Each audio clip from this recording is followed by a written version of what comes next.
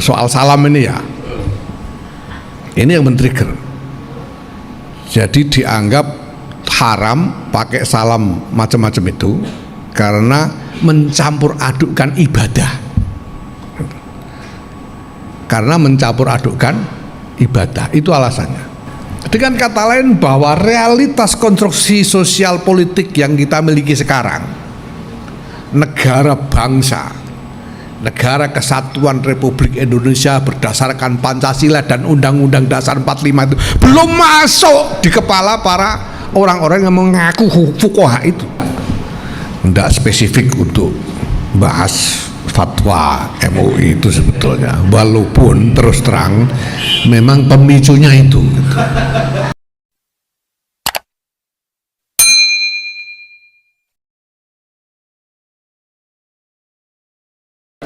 Alhamdulillah, syukurullah, wassalatu wassalamu ala rasulillah Sayyidina Maulana Muhammad ibn Abdullah wa ala alihi wa sahbihi mawalah, amma ba'd.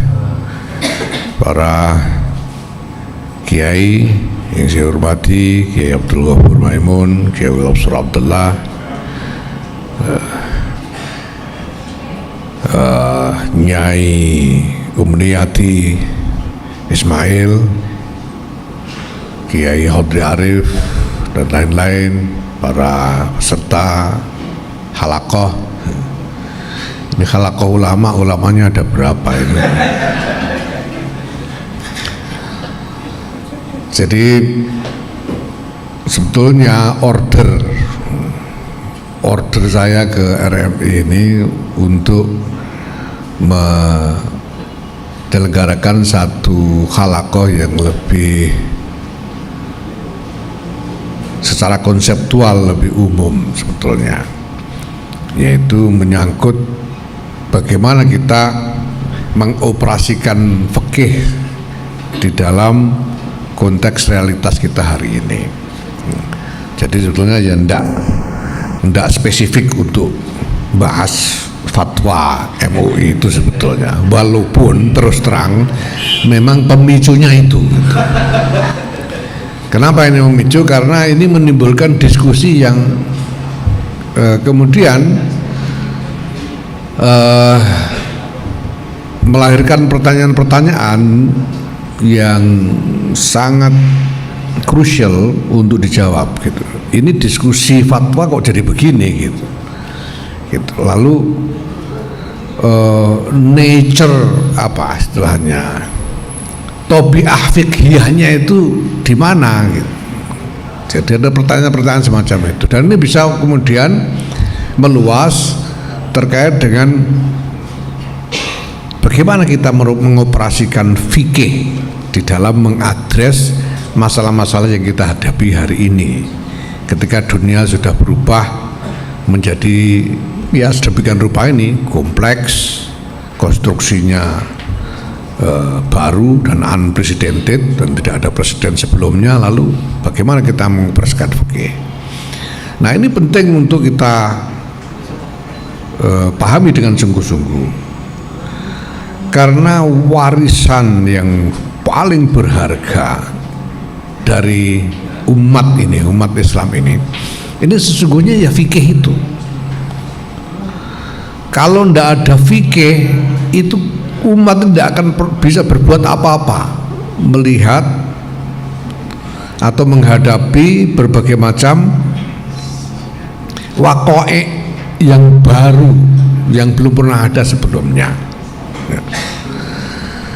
Nah, ini kalau ndak ulama ya memang ya ndak paham begini nih, makanya ini harusnya ya ulama ini yang halaqah ini ya. Karena kalau persepsi awam mengenai hal ini bisa memang bisa apa, ndak sesuai dengan apa yang semestinya. Misalnya sekarang persepsi awam tentang syariah, awam itu pada umumnya memandang syariah itu sebagai sesuatu yang fix, yang sudah rinci dan lengkap, fix, tidak bisa berubah sama sekali. Nah, ini menimbulkan berbagai macam kesalahpahaman yang berantai, termasuk kesalahpahaman tentang fatwa ini. Ada persepsi bahwa fatwa itu harus suatu yang wajib diikuti, ya, sehingga saking wajibnya sampai diperlukan ada gerakan pembela fatwa misalnya gitu dulu, ya kan, karena itu. Nah ini menurut saya tanggung jawab ulama untuk membuat klarifikasi syariat itu apa, fikih itu apa. Ya kita tahu bahwa ya kalau ulama ngerti, tapi ya tolong ini yang awam-awam ini, yang goblok-goblok ini dikasih tahu juga gitu. Bersyariat itu sebetulnya adalah keseluruhan wawasan konseptual dari nilai-nilai fundamental agama, kan kira-kira gitu. Ya, yang ini kemudian dirumuskan oleh para ulama di samping berupa tafsir tentang nusus baik Quran maupun hadis, sunnah, juga rumusan-rumusan teoritis seperti qawaid, ya usul secara umum, kemudian qawaid, kemudian maqasid dan lain-lain. Ini rumusan-rumusan untuk menggambarkan syariat itu seperti apa. Dan kemudian juga perlu ada klarifikasi juga kepada awam bahwa syariat itu ada yang tauqifi, ada yang ijtihadi. Nah, yang fix itu yang tauqifi, yang memang apa dari sono yang sudah ditetapkan. Tapi ada yang ijtihadi, yang belum ditauqif, yang harus dicerna dengan ijtihad, yang metodologinya sudah dibuat oleh para ulama, ya. Nah memang dalam hal ini misalnya ada kontroversi bahwa usul atau metodologi ijtihad itu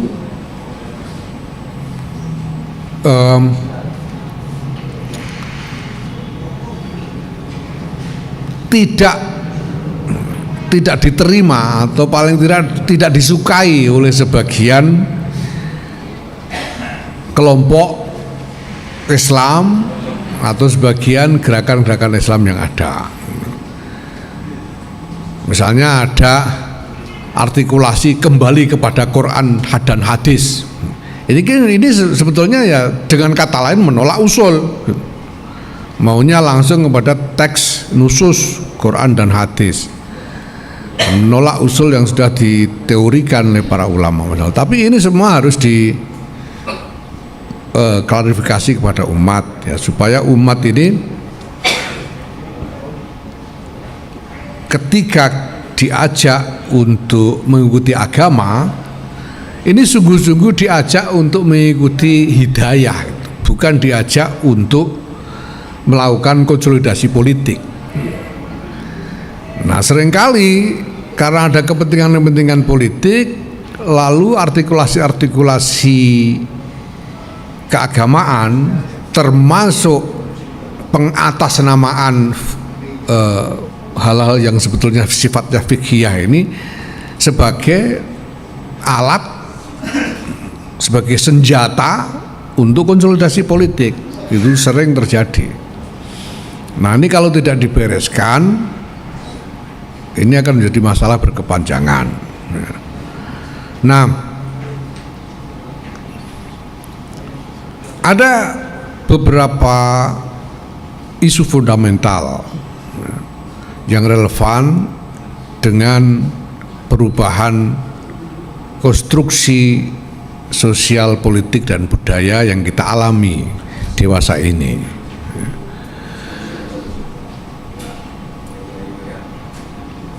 Bahwa sekarang ini kita hidup di tengah satu konstruksi masyarakat yang sama sekali berbeda dengan konstruksi masyarakat ketika keseluruh korpus fikih yang ukurannya raksasa itu mencapai puncak perkembangannya. Ahlan wa sahlan Ki Mudatsir, Selamat datang di gedung PBNU. Monggo langsung ke atas ya. Salah seorang suriah kita yang berhasil dari Pamekasan. Nah,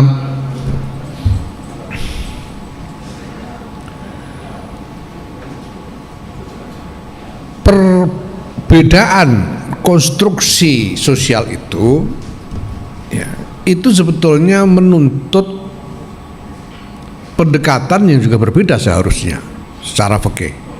Ya.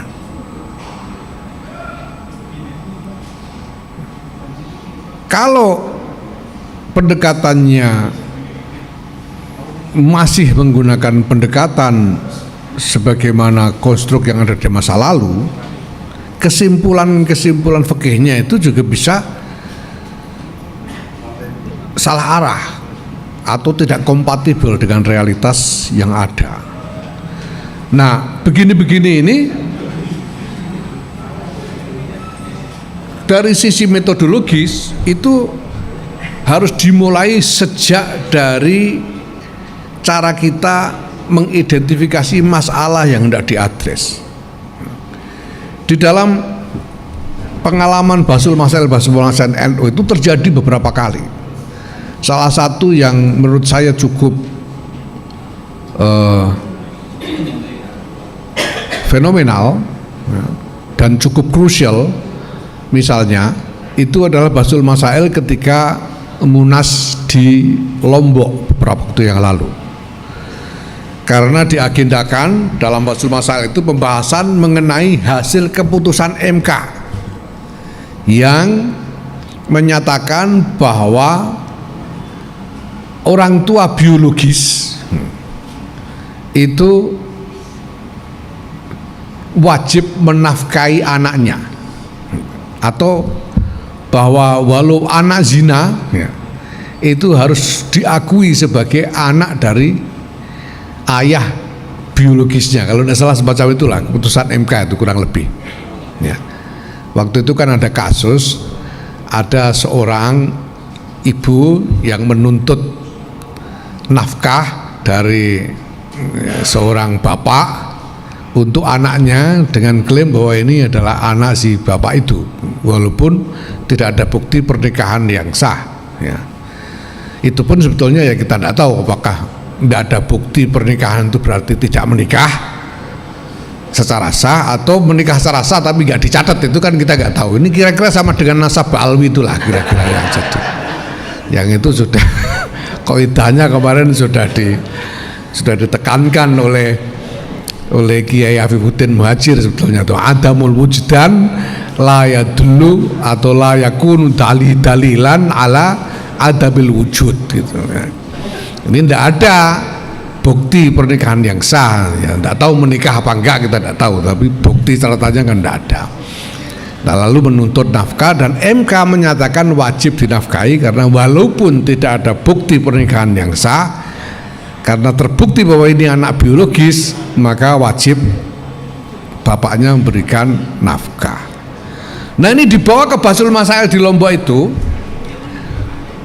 dan sebelum Basul Masail itu sudah gembrengeng di antara kiai-kiai ini bahwa wah, ini keputusan MK ini tidak sesuai dengan fikih. Udah begitu, tidak sesuai dengan fikih Islam ini. Kenapa? Karena nasab itu dasarnya adalah akad. Kalau tidak ada akad, ya tidak bisa intisab gitu. Kalau tidak ada intisab, ya tidak ada kewajiban nafkah gitu. Ramai begitu sehingga kemudian diam-diam muncul semangat untuk menentang keputusan MK. Nah, ini masya Allah, ini sebetulnya tidak terbuka. Semangat ini rasan-rasannya kiai ini tidak terbuka, tapi sudah cukup untuk membuat abahnya Gus Gofur itu begitu khawatir, sehingga beliau memerlukan untuk datang sendiri ke Lombok dan menunggui Basul Masail di Lombok itu supaya tidak ada artikulasi yang menentang, yang kemudian bisa ditafsirkan menentang apalagi melawan pemerintah. Karena khawatirnya begitu, ini mau Jadi semangatnya itu men-challenge keputusan MK, bahwa keputusan MK ini tidak Islami, kira-kira begitulah kira-kira. Dan itu Kiai Maimun itu bicara panjang lebar mengingatkan kiai-kiai untuk berhati-hati di dalam menyikapi persoalan ini, jangan sampai memicu sesuatu yang tidak perlu. Nah pada waktu itu keputusannya tidak decisive ya, jadi ngambang memang.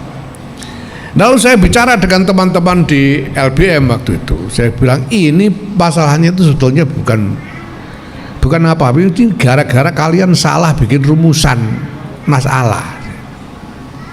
Rumusan masalahnya itu keliru karena dirumuskan di situ, pertanyaan itu apakah keputusan MK itu sudah sesuai dengan fikih Islam? Pertanyaannya begitu. Itu rumusan yang salah, saya bilang. Nah, terus rumusannya itu harusnya pertanyaannya itu, bolehkah pemerintah mewajibkan ayah biologis menafkahi anak zinanya? Ini kan gitu pertanyaannya itu harusnya. Boleh enggak pemerintah mewajibkan? Nah kemudian kalau pemerintah mewajibkan, apakah wajib menaatinya? Kan gitu pertanyaan yang tepat itu. Lah kalau pertanyaan begitu gampang, jawabnya jelas ya. Kalau bahwa pemerintah itu boleh mewajibkan sesuatu yang mubah, mewajibkan ya, walaupun apa dinyatakan kayak di teorinya Al-Mawardi itu walau lam yunazzal, walau lam yarid fi sunnati Rasulullah sallallahu alaihi wasallam. Jadi pemerintah itu kalau menetapkan sesuatu yang mubah itu udah usah nyari dalil, sudah pun.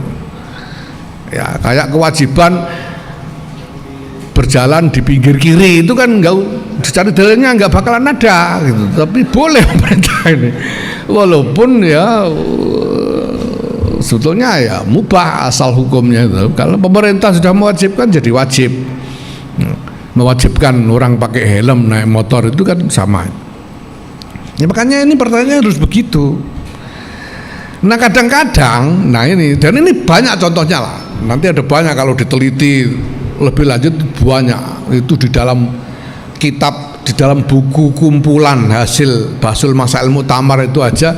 Kalau kita baca itu ada kasus-kasus yang sebetulnya ya aneh ya.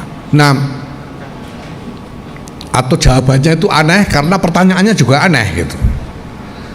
Misalnya itu ada pertanyaan, bagaimana hukumnya menyerahkan urusan negara kepada orang kafir? Itu pernah ada itu Bahsul Masail. Ini gimana kok bikin pertanyaan begini ini gitu ya. Nah, terus jawabannya aneh juga, jawabannya tidak boleh katanya. Jawabannya kan repot ini. Lah terus urusan negara itu apa? Apa dikira urusan negara itu cuma jadi presiden gitu? Memangnya jadi bupati itu bukan urusan negara? Jadi carik lurah itu apa bukan urusan negara? Jadi tukang ketik di kantor pemerintah itu urusan negara bukan? Ini kan jadi kacau balau urusan. Kenapa? Karena pertama-tama menurut saya mindsetnya ya, mindset cara berpikirnya itu masih mindset lama. Dengan kata lain apa? Dengan kata lain bahwa realitas konstruksi sosial politik yang kita miliki sekarang, negara bangsa, negara kesatuan Republik Indonesia berdasarkan Pancasila dan Undang-Undang Dasar 45 itu belum masuk di kepala para orang-orang yang mengaku fuqaha itu. Belum masuk di dalam kepala mereka. Konstruksi ini konstruksi apa itu mereka belum menginternalisasi. Sehingga ketika mereka ketemu dengan soal-soal begini, mindset mereka itu masih mindset zaman Turki Utsmani. Gitu. Ini masalah besar buat kita.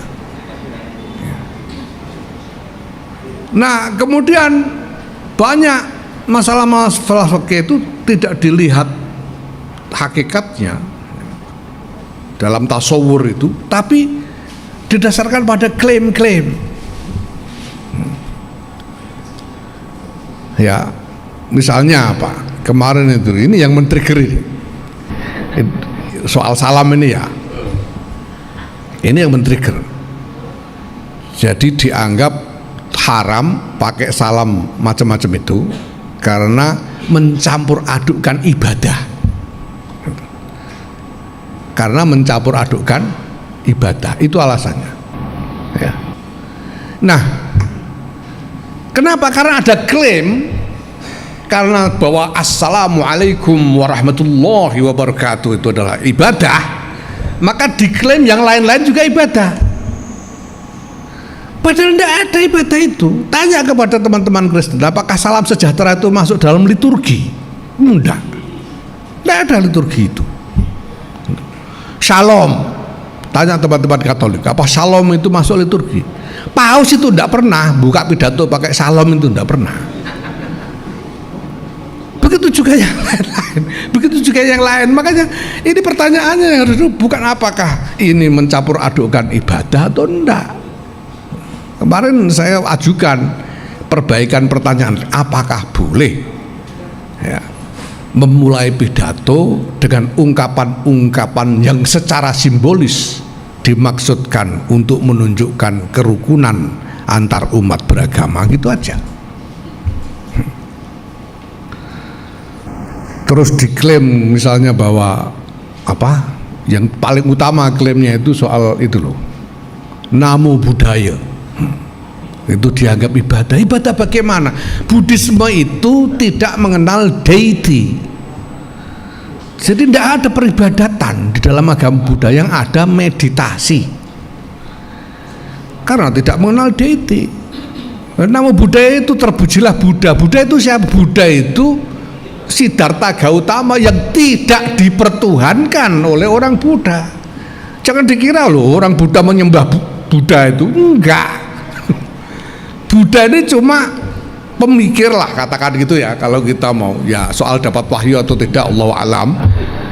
Tapi yang pikiran-pikirannya kemudian dianggap sebagai panutan oleh para penganut Buddhisme ini. Tidak ada ibadah. Jadi kalau pencampuran adukkan ibadah, ibadah apa yang dia campur? Wong yang lain bukan ibadah. Nah ini hal begini, ini kenapa ini terjadi? Karena mindset di para fuqaha itu, mindsetnya itu masih mindset Turki Utsmani, belum menginternalisasi mindset negara kesatuan Republik Indonesia. Itu masalahnya. Walaupun ngakunya NKRI Harga-Mati itu, tapi masih Turki Utsmani. Itu masalahnya. Itu masalahnya. Nah, ini berkembang macam-macam. Nah, ke depan ini menjadi krusial lagi. Kenapa? Karena sekarang ini berbagai aktor yang sangat kuat ini bertarung untuk melakukan mainstreaming dari gagasan-gagasan agar menjadi mindset dari masyarakat. Gagasan-gagasannya sebetulnya asal-usulnya yang tidak terlalu jelas. Ini sebetulnya gagasan-gagasan sekuler, gagasan-gagasan.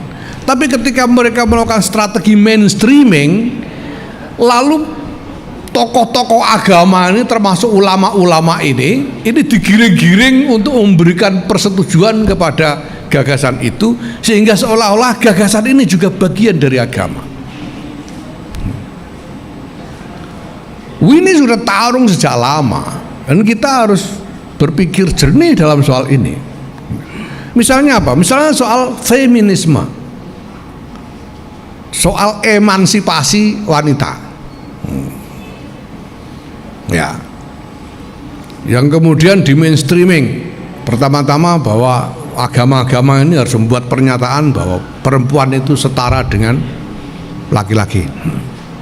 Kemudian di mainstreamingkan gagasan bahwa dalam semua kedudukan itu harus ada kuota gender.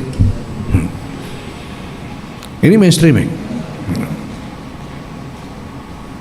Nah padahal ya kalau kita bicara fikih dan bicara tentang nilai-nilai fundamental dalam Islam, kita punya rujukan-rujukan kita sendiri yang tempo hari sudah saya sampaikan kemana-mana, rujukan kita itu pokoknya tolabul ilmi faridotun ala kulli muslimin wa muslimatin, gitu aja. Itu artinya akses untuk mengembangkan kapasitas diri harus dibuka secara adil, baik untuk laki-laki maupun perempuan. Dan kalau sudah semua dapat akses untuk meningkatkan kapasitasnya, ya tinggal diukur kapasitasnya. Prinsip berikutnya adalah tausidul amri ila ahli, gitu aja. Siapa yang capable? Makanya Nyai Umniati di sini bukan karena perempuan, karena alimah maka disertakan dalam halaqah ini. Kalau goblok ya tidak mungkin kita minta di sini, gimana? Ini bukan soal kuota, soal kapasitas. Itulah kalau perempuan-perempuan ini memang punya kapasitas. Dulu itu tahun 70-an ada namanya Nyai Mahmudah Mawardi, yang di Jawa Tengah itu dikenal sebagai seorang nyai yang alimah. Dan kiai-kiai di Jawa Tengah pada masa itu kalau Basul Masail tidak merasa puas kalau tidak dihadiri oleh Nyai Mahmudah ini. Itu adalah ibunya Pak Kiai Khalid Mawardi, Ketua Umum Ansor tahun berapa itu, yang dia itu Ketua Umum Ansor yang pertama kali menyatakan mendukung Golkar, itu Pak Khalid Mawardi. Itu ibunya namanya Nyai Mahmudah, itu alimah. Dan kiai-kiai itu waktu itu sangat senang dan bangga kalau Basul Masail ada Nyai Mahmudah, karena kapasitasnya diakui. Jadi jangan dikira ini soal modern atau tidak modern, gimana. Tahun 38 itu muktamar sudah memberi panggung kepada Nyai siapa namanya itu, 2 orang Nyai dari Jawa Barat itu, pidato di depan kiai-kiai 38 tahun 38. Yang lain belum ada. Nah ini, tapi orang membuat mainstreaming seolah-olah bahwa ini penindasan gender dan sebagainya. Nah, bahwa agama ini agama yang tidak mau menerima keadilan gender, ini agama yang kolot, ketinggalan zaman. Ini bukan soal itu. Sebetulnya bukan soal itu. Ini ada faktor-faktor lain, mungkin ada faktor budaya, mungkin ada faktor keterbatasan fasilitas dan lain sebagainya, kita tidak tahu. Tapi itu tidak meninggalkan prinsip bahwa pergaulan laki-laki sama perempuan itu harus hati-hati. Jadi jangan seenaknya duduk jajaran begini terus guyon-guyon, jangan seenaknya. Ini bukan soal itu. Ini soal hak mendapatkan akses untuk mengembangkan kapasitas diri, bukan soal memperlonggar pergaulan. Itu soal yang berbeda.